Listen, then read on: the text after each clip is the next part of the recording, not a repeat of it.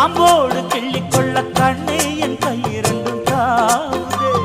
பூமாலை தாங்கிக் கொள்ள பொன்தாலி வாங்கிக் கொள்ள இப்போது என் கழுத்து ஏங்குதே.